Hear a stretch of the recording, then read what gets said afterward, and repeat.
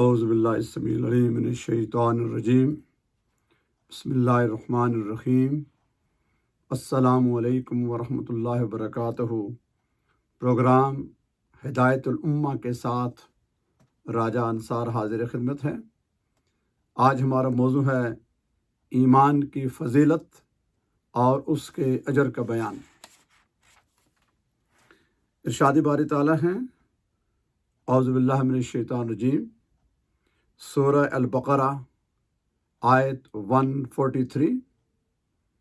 اعوذ باللہ من الشیطان الرجیم، وَكَذَلِكَ جَعَلْنَاكُمْ أُمَّةً وَسَطًا لِتَكُونُوا شُهَدَاءَ عَلَى النَّاسِ وَيَكُونَ الرَّسُولُ عَلَيْكُمْ شَهِيدًا وَمَا جَعَلْنَا الْقِبْلَةَ الَّتِي كُنْتَ عَلَيْهَا إِلَّا لِنَعْلَمَ مَن يَتَّبِعُ الرَّسُولَ ممن ينقلب على عقبيه وإن كانت لكبيرة إلا على الذين هدى الله وما كان الله ليضيع إيمانكم إن الله بالناس رؤوف رحيم۔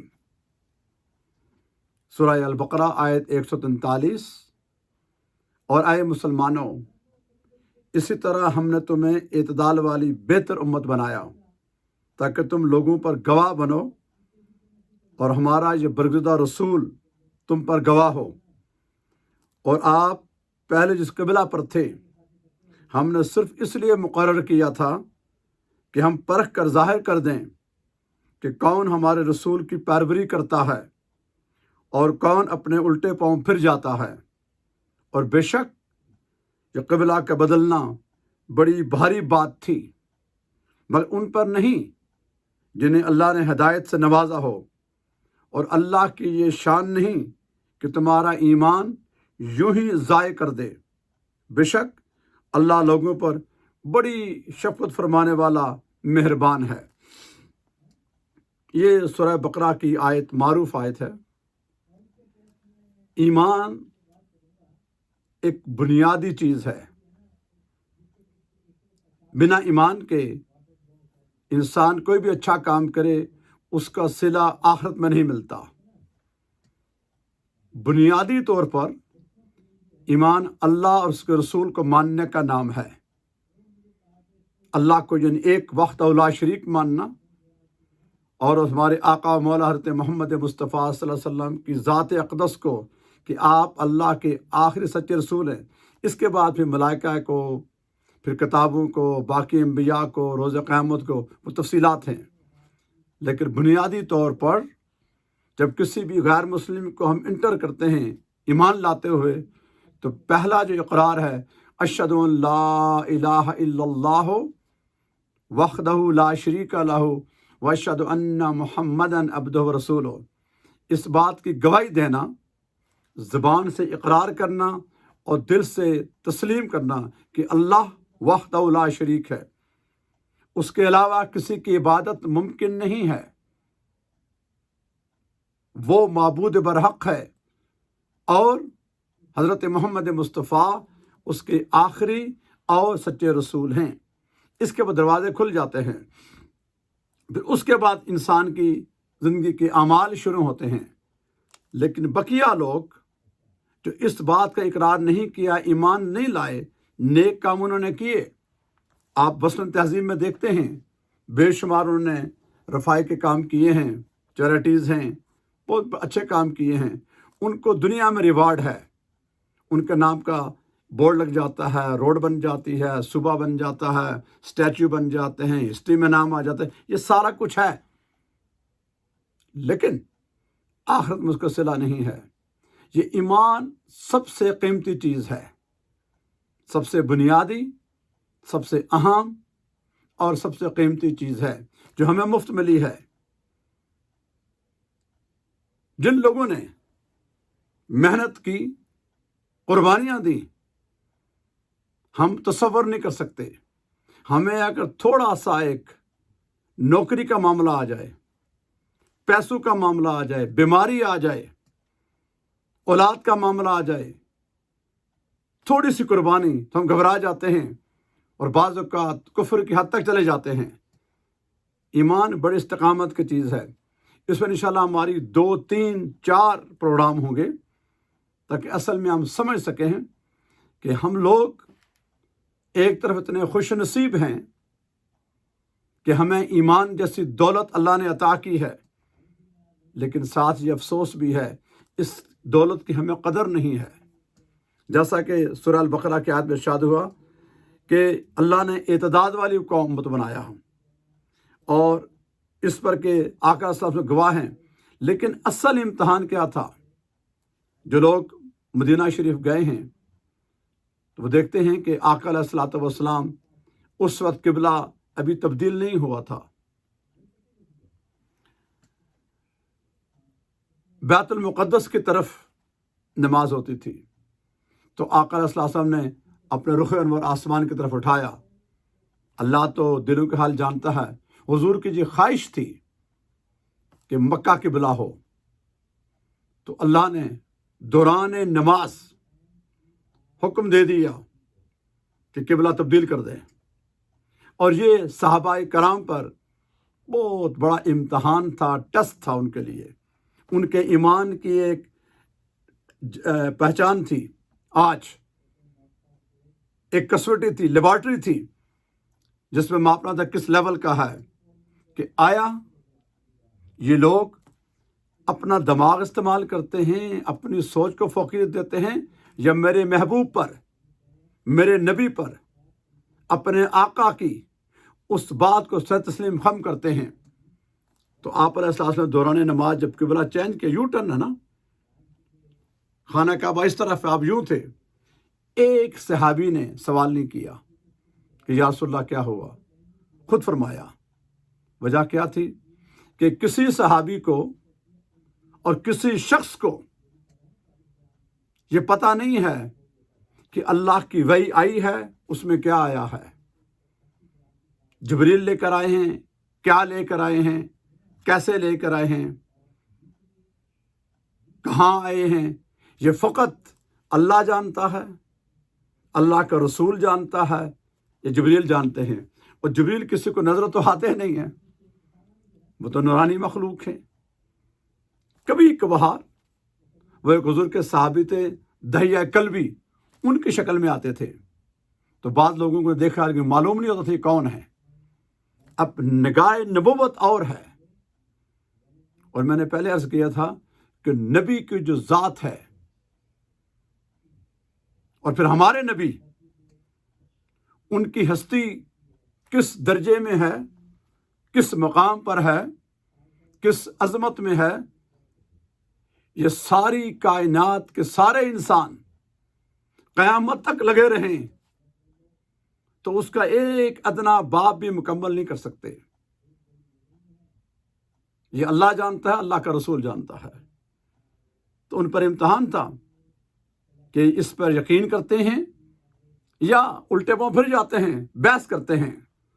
اور دنیا کا اصول ہے کہ جب کوئی بندہ کسی سے ڈسکس آرگومنٹ کرتا ہے نا، اس کے معنی یہ ہوتے ہیں کہ اس کے دل میں کوئی ایسا سوال ہے جو یہ ماننے کو تیار نہیں ہے۔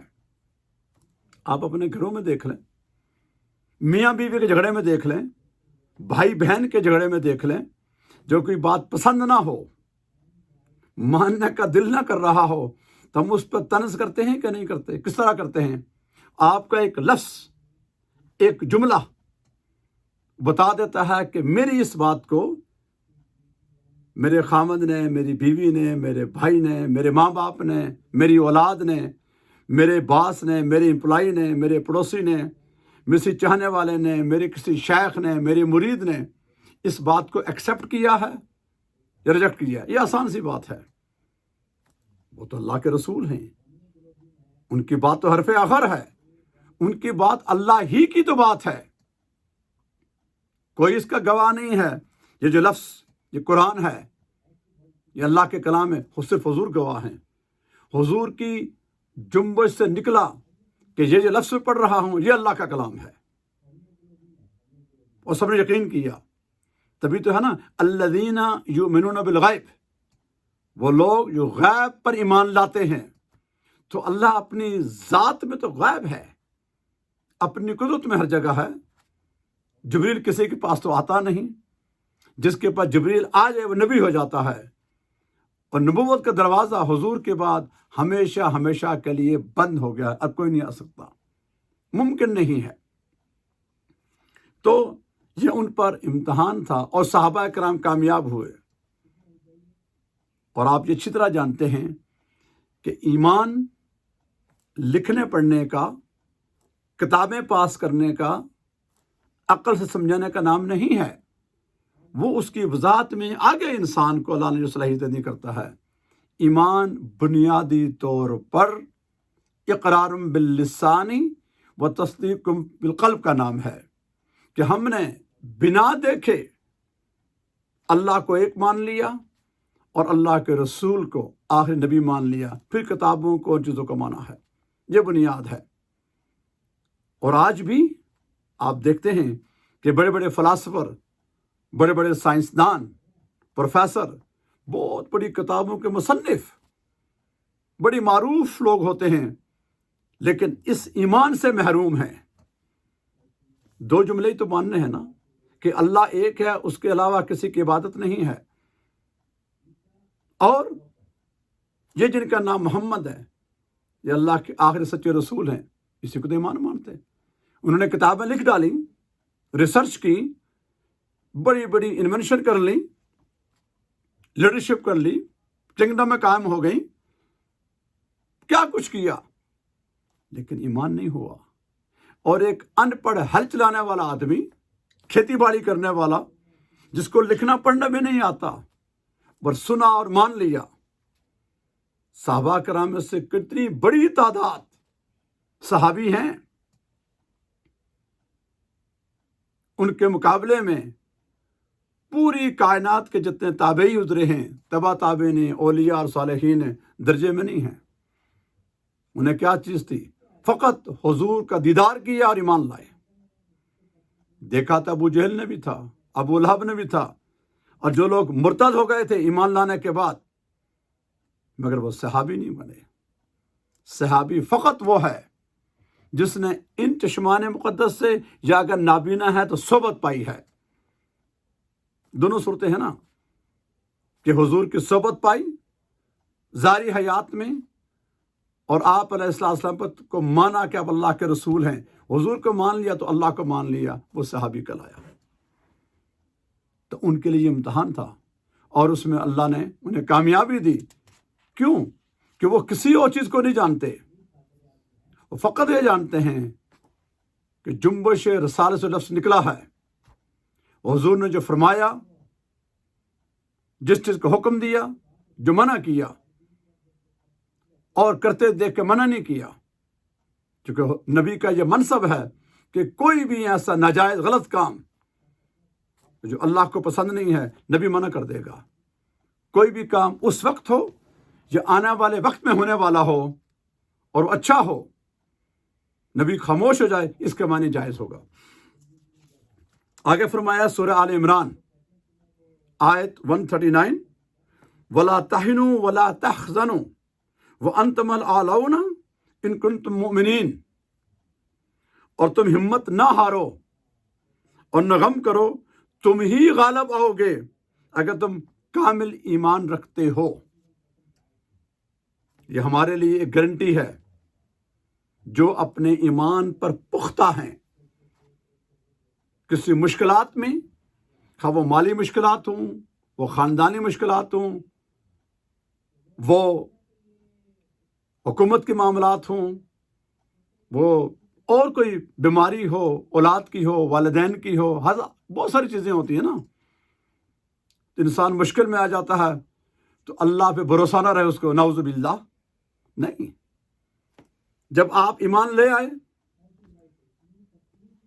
اور آپ نے اللہ اس کے رسول پر ایمان لے آئے، مومن بن گئے دلی طور پر، اب امتحان آئے گا، جو بھی آئے گا آپ نے اس پہ ڈگمگانا نہیں ہے۔ جس طرح کہ ہوا آندھی آتی ہے نا، تو جو مضبوط تناور درخت ہوتا ہے وہ گرتا نہیں ہے، چھوٹے چھوٹے پودے یا سوکھے ہوئے درخت ٹوٹ جاتے ہیں، اڑ جاتے ہیں، لیکن بھاری پتھر ہو، بڑا درخت وہ نہیں ہلتا۔ تو اہل ایمان جو ہوتے ہیں ان پر کوئی مشکل اب آ جائے، किसी तरह के भी। आखिर बिल-आखिर हमने मौत का सामना भी तो करना है ना, उससे आगे कोई चीज़ नहीं है। किसी इंसान की आखिरी सज़ा, आखिरी मुश्किल, आखिरी हद क्या है? उससे मौत तो वैसे ही आनी है। अब ये अल्लाह का राज है कि मौत कितनी सख्त चीज़ है, क्योंकि आज तक जाने के बाद वापस तो कोई आया नहीं कि बताए। यही तो गैब है, वगरना आनी तो है, उससे बढ़कर कोई मुश्किल नहीं है। बाकी सारी मुश्किलात हैं, लेकिन ईमान वाले की निगाह आखिरत पर होती है। वो कहता नहीं ये मुश्किलातें हैं, रहेंगी, ख़त्म हो जाएंगी, लेकिन मैं अपने मालिक के साथ, अपने आका के साथ जो मैंने कमिटमेंट किया है, मैं उससे पीछे नहीं हटूंगा।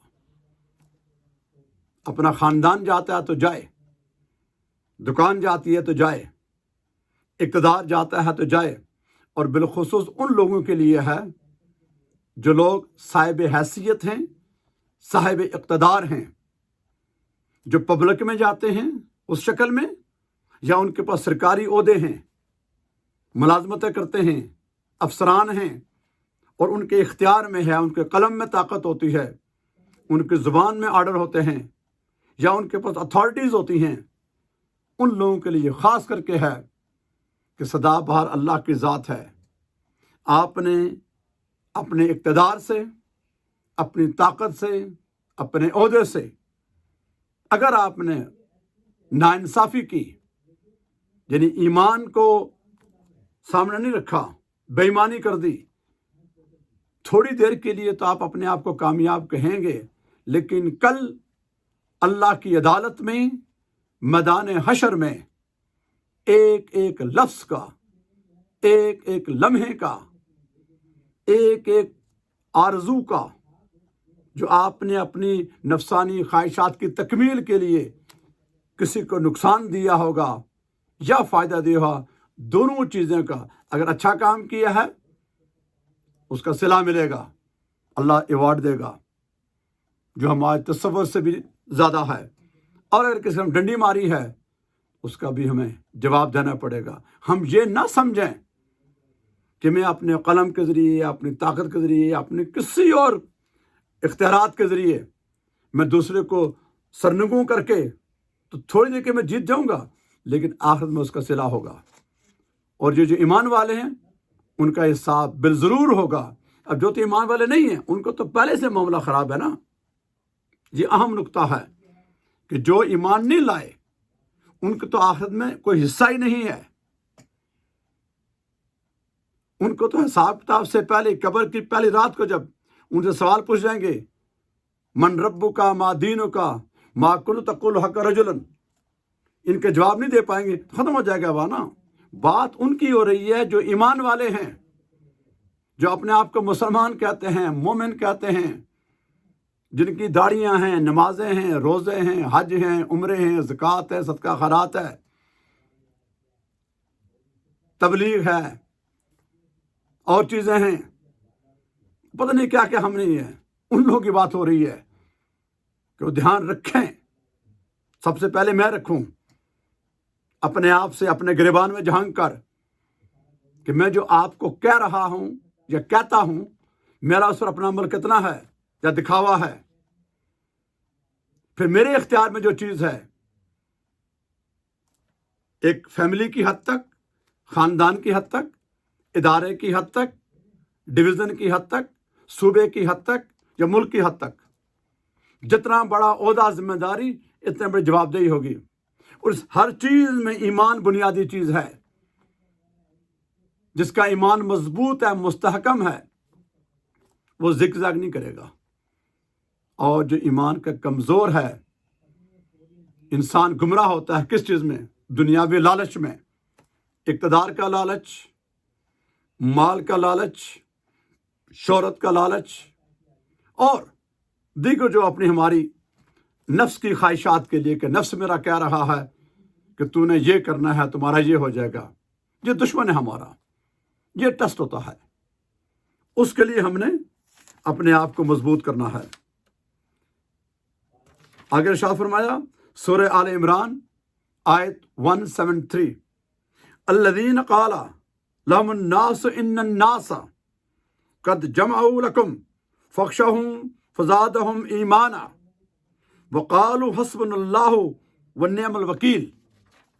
सूरह आल इमरान आयत 173। ये वो लोग हैं जिनसे लोगों ने कहा कि मुखालिफ लोग तुम्हारे मुकाबले में बड़ी कसरत से जमा हो गए हैं, सो उनसे डरो। तो उस बात ने उनके ईमान को और बढ़ा दिया और वो कहने लगे हमें अल्लाह काफ़ी है और वो क्या अच्छा कारसाज है। ये आज के दौर के हवाले से हमारे यहाँ जो पॉलिटिक्स है, जहाँ हम जो अवाम के पब्लिक नुमाइंदे हैं, उनके लिए ख़ास करके तवज्जो वाली है। और जो अवाम की खिदमत पे मामूर किए जाते हैं, जिनके पास उनकी अमानतें होती हैं कि हम पब्लिक में जाते हैं, उनको अपना एक व्यू पेश करते हैं, वो हमारे साथ आते हैं, हमें शोहरत मिलती है, हम इलेक्शन लड़ते हैं, वो हमें कामयाब करते हैं। तो उनके लिए जो हमारे पास कौमी ख़जाना जिसको हम कहते हैं, जिसे बैतुल माल कहते हैं, वो जब हम उन पर स्पेंड करते हैं, उसमें देखते हैं कि आया इतनी बड़ी तादाद में लोगों ने हम पर एतमाद किया, उनकी अमानतें हमारे पास हैं, इस पर हमने इंसाफ किया या अपना और अपनी फैमिली, अपने चंद लोगों को हड़प किया। इस पर इंशाअल्लाह ताला मज़ीद आगे एक दूसरे प्रोग्राम में तफसीली बात होगी। मेरी दुआ है कि अल्लाह ताला मुझे और आपको और सब सुनने वालों को ईमान की दौलत अता फरमाए, इसको इस्तिकामत अता फरमाए। वमा अलैना इल्लल बलागुल मुबीन।